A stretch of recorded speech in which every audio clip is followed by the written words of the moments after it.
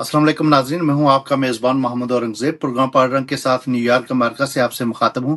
मेरे साथ आज मेहमान शख्सियत हैं जनाब डॉक्टर तौकीर गिलानी साहब। थैंक यू डॉक्टर साहब, आपने टाइम दिया। डॉक्टर साहब, ये हर साल जो 5 जनवरी right to self determination day मनाते हैं, इसकी क्या अहमियत है और ये क्यों मनाते हैं? और कश्मीर में भी ये गवर्नमेंट लेवल पे भी ये डे मनाया जाता है, और बैरून मुल्क जो लोग रहते हैं वो भी इसको मनाते हैं। इस डे के बारे में आप तफसीली बताएं कि इसकी क्या अहमियत है, और ये कश्मीरियों बहुत को शुक्रिया मनाना चाहिए या नहीं औरंगजेब मनाना भाई, चाहिए? आपने अच्छे मौजू पे आज की ये गुफ्तगू जो है वो उसका इनेकाद किया। असल में 5 जनवरी 1949 को अक़वाम मुत्तहिदा की सिक्योरिटी कौंसिल में एक रेजोल्यूशन जो है वो मंजूर की गई। ये रेजोल्यूशन दरअसल 13 अगस्त 1948 की जो इब्तदाई करारदाद है, जो सारी करारदादों की मसला कश्मीर पे जो सिक्योरिटी कौंसिल की करारदाद है, उन सब करारदादों की बुनियाद जो है वो 13 अगस्त 1948 की करारदाद है, जिसमें रियासत जम्मू कश्मीर के लोगों का गैर मशरूत हक खुद अरादियत जो है वो माना गया और कहा गया कि रियासत से पाकिस्तान और फिर इंडिया की अफवाज निकलेगी और फिर लोग जो है वो आज़ादाना मर्जी से फैसला करेंगे। 5 जनवरी 1949 को पाकिस्तान के अक़वाम मुत्तहिदा में पाकिस्तान के मुस्तकिल मंदूब की जानब से एक दरख्वास्त दी गई सिक्योरिटी कौंसिल में कि इस मसले को जो है वो कश्मीरियों के हक खुद अरादियत के मसले को इंडिया या पाकिस्तान के साथ इलाक़ से मशरूत कर दिया जाए। अब टेक्निकली ये एक बहुत बड़ा ब्लंडर था, इस पे इंडिया ने कोई एतराज़ नहीं किया, इसलिए कि इंडिया ऑलरेडी एक दस्तावेज उठा के फिरता था कि उसके पास एक इल्हाक की दस्तावेज है, महाराजा कश्मीर ने इल्हाक किया, तो उस इलाक़ को नहीं माना गया और अवाम के लिए ये राय रखी गई। तो पाकिस्तान जो एक नौज़ायदा मुमलकत थी, जिसको बने हुए अभी 2 साल ही हुए थे, उसके हुक्मरानों ने कमाल मकारी से जो है वो उस करारदाद में रद्द बदल करवाने के लिए एप्लीकेशन दी और इस मसले को इंडिया पाकिस्तान का मसला बनाकर पेश किया। तो इसीलिए 5 जनवरी 1949 को कहीं भी कोई भी कश्मीरी जो है, जिसको कश्मीरी आप कहेंगे, जो जम्मू कश्मीर के अवाम के नुक्ता नज़र का हामी है, वो तो इसको कोई इलाक़ का वो योम हक खुद अरादियत नहीं बनाता है, बल्कि कश्मीरी अवाम जो हैं वो 13 अगस्त 1948 की करारदाद और अक़वाम मुत्तहिदा के चार्टर के तहत बात करते हैं।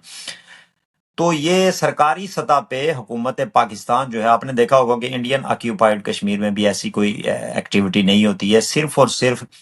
पाकिस्तान के ज़ेर इंतज़ाम कश्मीर में हुक्मरान और फिर पाकिस्तान का मीडिया जो है वो इस पे गुफ्तगू करता है,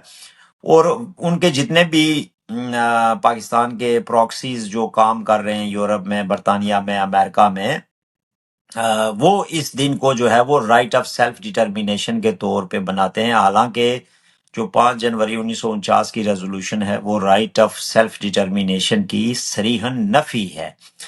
तो ये बुनियादी तौर पे कश्मीरियों के हक खुद अरादियत पे एक कदगन लगाई गई थी, एक पाबंदी लगाई गई थी। उन्हें इंसानों की तरह एक फ्री एटमॉस्फेयर में अपनी आज़ादाना मर्जी से अपना फैसला करने के बजाय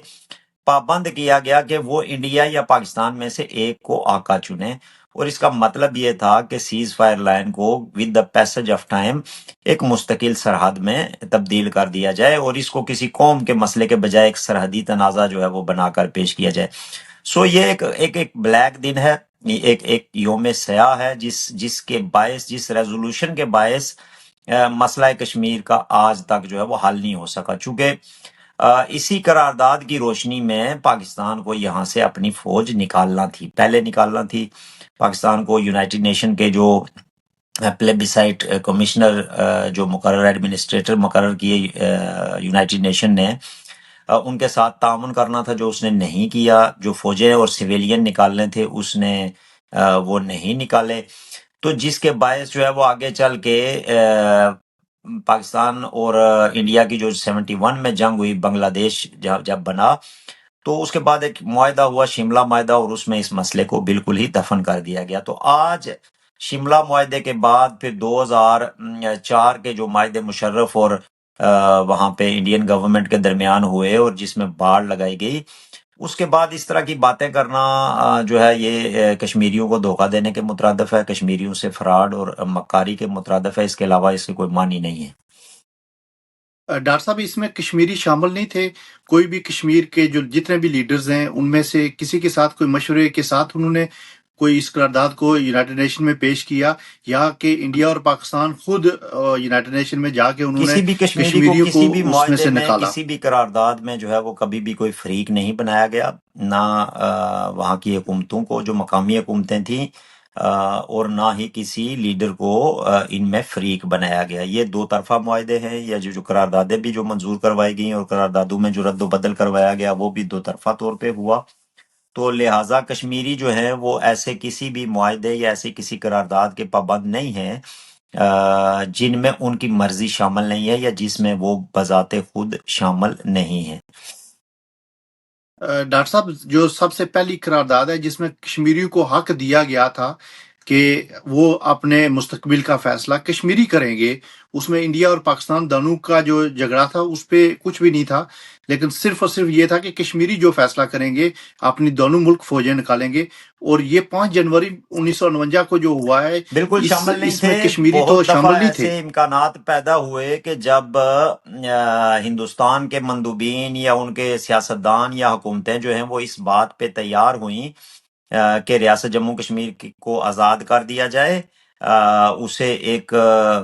برج بنا دیا جائے اگر پاکستان جو ہے وہ اس مسئلے پہ آتا ہے، لیکن پاکستان کے حکمرانوں کی اور فوج کی اسٹیبلشمنٹ کے شروع سے یہ معاملہ چلتا رہا کہ وہ کشمیر کو انڈیا کے ساتھ ایک بون آف کنٹینشن کے طور پہ برقرار رکھنا چاہ رہے تھے، اپنی سیاست کے لیے، اپنے فوجی اخراجات کے لیے اور اپنی لوٹ مار کے لیے۔ پاکستان کے حکمرانوں نے ہمیشہ مسئلہ کشمیر کو جو ہے وہ استعمال کیا، اور اس سارے معاملے میں جو ہے وہ اس مسئلے کو پاکستان ایسی طرف لے کے گیا کہ جہاں پہ اس کا کوئی ڈیسیژن نہ ہو۔ ادروائز جو 13 اگست 1948 کی قرارداد تھی اس کی روشنی میں کچھ ہی عرصے میں رائے شماری ہو جانی چاہیے تھی، اور 2 دفعہ رائے شماری کے جو ایڈمنسٹریٹر ہیں ان کا یونائٹڈ نیشن کی طرف سے تقرر بھی ہوا، اور انڈیا پاکستان کو کہا گیا کہ وہ ان کے ساتھ تعاون کریں اور اپنی افواج اور سیویلینز کے انخلاء کا ایک سکیجول بنائیں اور طے کریں ایڈمنسٹریٹر کے ساتھ مل کے، رائے شماری ایڈمنسٹریٹر کے ساتھ مل کے، لیکن اس کے ساتھ تعاون نہیں کیا گیا، اور سب سے زیادہ عدم تعاون کا مظاہرہ جو ہے وہ حکومت پاکستان کی جانب سے کیا گیا۔ لیکن اس کے باوجود آج بے شرمی اور ڈٹائی کے ساتھ آج بھی یہ کہا جاتا ہے کہ ہم کشمیریوں کے خود ارادیت کے حامی ہیں، اور کشمیریوں کو یہ مطلب وہ پاکستان جو ہے وہ گلگت کو اور اپنے زیر قبضہ جموں کشمیر کو تو کشمیر سمجھتا ہی نہیں ہے۔ وہ ان کی سارا فوکس یہ ہوتا ہے کہ ہندوستان کے جو زیر قبضہ کشمیر ہے وہاں پہ حق خود ارادیت ہو اور وہاں پہ جو ہے وہ رائے شماری ہو، حالانکہ یہ طے شدہ بات ہے کہ رائے شماری جو ہے وہ پورے کے پورے 84,400 مربع میل میں ہونا تھی، جو کہ نہیں ہو پائی۔ تو آج کشمیری یہ سمجھتے ہیں کہ اب یہ قراردادیں جو ہیں اور یہ رائے شماری کی باتیں یہ محض ڈگوسلہ ہے، یہ وقت کا ضیاع ہے، کشمیریوں کے ساتھ دھوکہ دہی کے مترادف ہے۔ انڈیا اور پاکستان کو ریاست سے اپنی افواج نکالنا پڑیں گی، اور اب یہ ممکن بھی اسی طرح ہے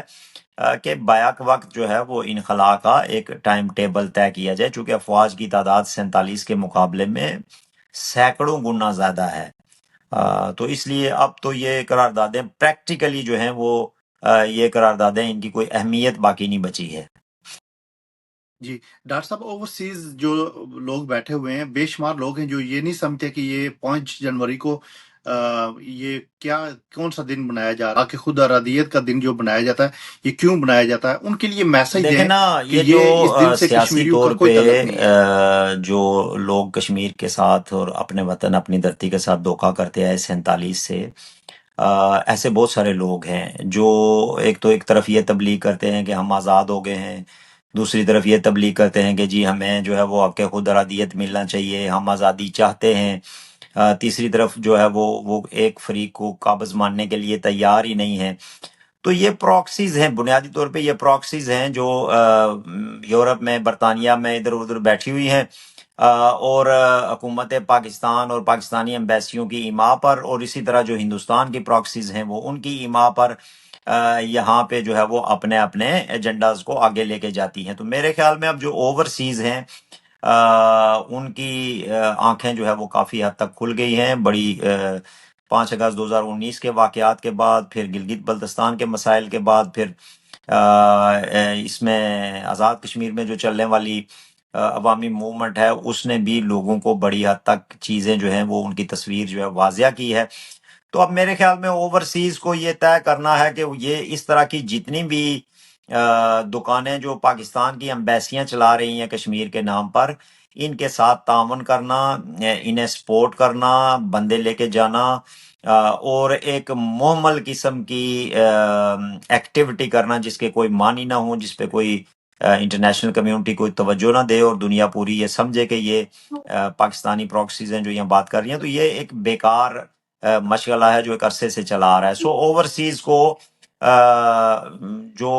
سفارتکاری ہے مسئلہ جموں کشمیر پر، وہ اپنے ہاتھ میں لیتے ہوئے ایک کلیئر کٹ واضح 2 ٹوک بیانیہ رکھنا ہوگا کہ ہماری جو لڑائی ہے وہ آزادی کی لڑائی ہے، اور ہمارا قبضہ جو ہے وہ آر پار ختم کیا جائے، ریاست کو دوبارہ متحد کر کے اسے جوڑا جائے۔ یہ بڑا امپورٹنٹ ہے۔ Thank you so much doctor صاحب، آپ نے ٹائم دیا اور اس بڑے اہم موضوع پہ بات کی۔ کشمیریوں کے لیے یہی میسج ہے کہ اس طرح کے جو دن ہیں وہ کشمیریوں کو بالکل بھی اس میں حصہ نہیں لینا چاہیے، اور یہ پاکستان کی طرف سے جو آزاد کشمیر میں اور اوورسیز پہ جو وہ دباؤ ڈال کے بناتے ہیں اس کو بالکل کنڈیم کرنا چاہیے۔ اس طرح کے جو دن ہیں وہ آزادی کی تحریک کو نقصان پہنچاتے ہیں۔ Thank you so much, thank you انشاءاللہ سر۔ پھر کسی پروگرام میں حاضر ہوں گے۔ اللہ حافظ، تھینک یو۔